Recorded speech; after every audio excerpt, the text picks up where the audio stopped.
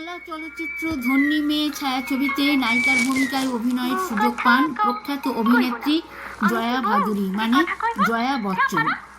এ ছবির পরিচালক ছিলেন অরবিন্দ মুখোপাধ্যায়।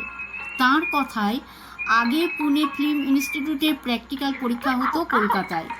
জয়ার যেদিন পরীক্ষা হয় সেদিন আমি স্টুডিওতে ছিলাম। ওর এক্সামিনার ছিলেন সুবোধ মিত্র আর অজয় কর।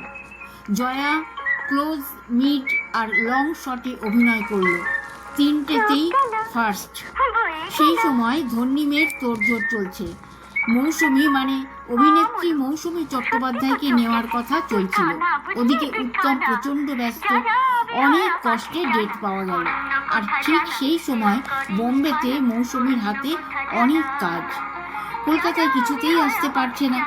3 মাসের আগে ডেট দিতে পারবে না, কিন্তু 3 মাস পরে উত্তমের ডেট নেওয়ার সমস্যা হবে।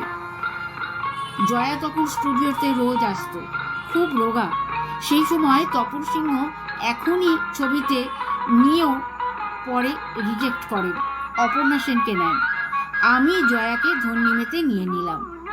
ওর প্রথম দৃশ্যটা যেদিন শ্যুট করা হলো সেদিন প্যাকআপ হতে উত্তম এসে কানে কানে বললেন, ধুলুদা সাপে বর হয়েছে, সি ইজ অ্যানাদার সাবিত্রী। এই ছিল আজকের গল্প। বন্ধুরা সকলে ভালো থাকবেন, সুস্থ থাকবেন। সকলের জন্য রইল অনেক শুভেচ্ছা ও ভালোবাসা। নমস্কার।